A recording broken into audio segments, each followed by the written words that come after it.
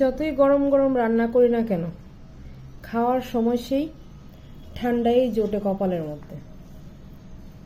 একটা দিনও গরম গরম কিছু খেতে পারি না। এই ভাত হয়ে গেছে ঠান্ডা, তরকারি ঠান্ডা, লাউ তরকারি ঠান্ডা, আবার একা নিজের জন্য আবার গরম করব ভাত তরকারি, ধরো ভালো লাগে না। ওই যে অফিস টাইমে রান্না করে নেই, সকালবেলা অফিসে বেরিয়ে যাবে খেয়ে, আবার সঙ্গে লাঞ্চ নিয়ে যাবে, তো একবারে রান্না করে নিই। কিন্তু খাওয়া তো আর হয় না সকালবেলা, আর দুপুরবেলা আমি একা খাই। মেয়ের জন্য আবার গরম ভাত করি, ওকে আবার ঠান্ডা ভাত দিই না। নিজের জন্য একটু অলস্যতা আর কি, আর কিছু না।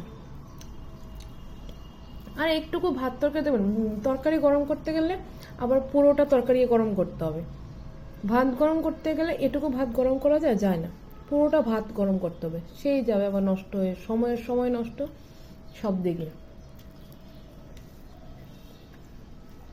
তার জন্য মনে মনে ভাবি যে যতই গরম গরম রান্না করি না কেন, খাওয়ার সময় সেই ঠান্ডাই জোটে আমার কপালের মধ্যে। একদিনও গরম গরম ভাত, গরম গরম তরকারি খেতে পারি না। ওই খেতে পারি কোন দিন, সপ্তাহে শুধু একদিন গরম গরম ভাত তরকারি খেতে পারি, তাও শনিবার দিন।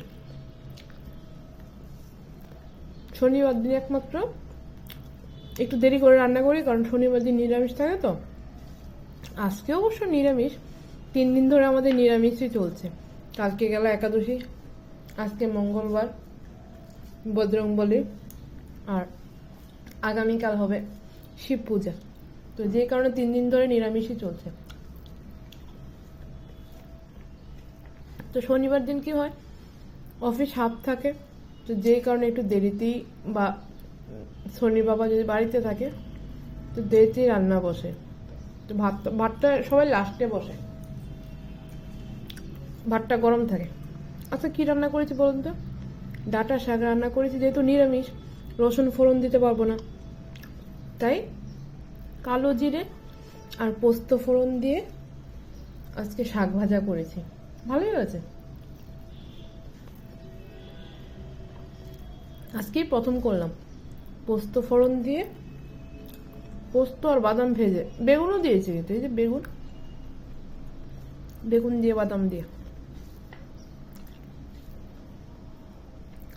গরম গরম হলে না আরো ভালো লাগতো খেতে। আর দুপুরবেলা তো একা একা কেউ নেই, ওর বাবা শনির বাবা বাড়িতে আসে না দুপুরবেলা, আর শনিও আগে খেয়ে নেয়।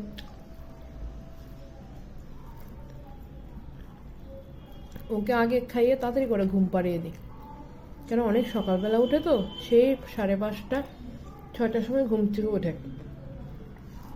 তার জন্য ওকে খাইয়ে ঘুম পাড়িয়ে পরে আমি আস্তে ধীরে খাই।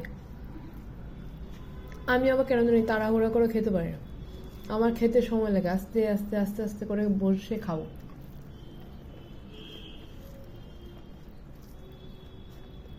অনেকে আছে দেখবেন মানে বসতে দেরি, খেতে দেরি নেই। আর লাউ করেছি, আজকে লাউ করেছি। লাউটা এনেছি 2 দিন হয়েছে, আমি কি না আজকে না করলে কালকে আর হবে না। আর লাউ ঘরে থাকলে দেখবেন কিরকম জানি যে শোটা শোটা হয়ে যায়। তো ডাল দিয়ে ধনে পাতা দিয়ে লাউটা করেছি, ভালো হয়েছে। আজকে সবকটা রান্নাই ভালো হয়েছে। সনির বাবা ফোন করে বলেছে আজকে শাকটাও খুব ভালো হয়েছে। আমি কি এই শাকটা আজকে প্রথমেই রান্না করাম গো, এরকম বাদাম ভেজে বেগুন ভেজে পোস্ত দিয়ে আজকে প্রথমেই একটু এক্সপেরিমেন্ট করতে গেছিলাম। আমি কি ডাঁটা শাকে দেখবেন, ডাঁটা শাকের মধ্যে, যে কোনো শাকের মধ্যে রসুন সম্বার দিলে না শাকের টেস্টটা বেড়ে যায়।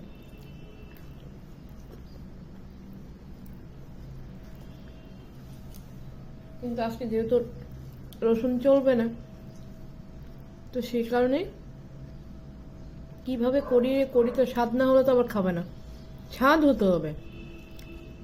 এবার যেন তেন প্রকারে তুমি এটাকে স্বাদ করো, তাইলে দেখবে চলে গেছে। আর স্বাদ না করলে দেখবে গড়াগড়ি খাচ্ছে, কেউ আর থালে নেবে না।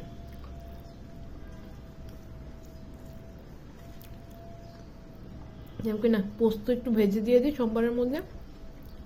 শনিবাবু আবার পোস্তটা ভালোবাসে।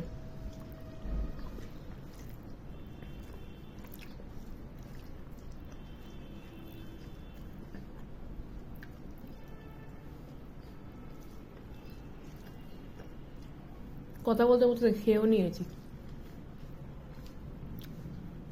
যদি দেখবেন একা একা খেতে না ভালো লাগে না, ঘরের সবাই যদি একসঙ্গে বসে কথা বলতে বলতে খেতেও ভালো লাগে সবাই। আর সবাই থাকবে কোথায়, ঠিক না? এখন সবাই কর্মব্যস্ত জীবন, দুপুরবেলা আসা তো আর সম্ভব না, দুপুরবেলা আসা তো আর সম্ভব না, না? তো একাই খেতে হবে, সেই রাতে একসঙ্গে বসে সবাই খাওয়া।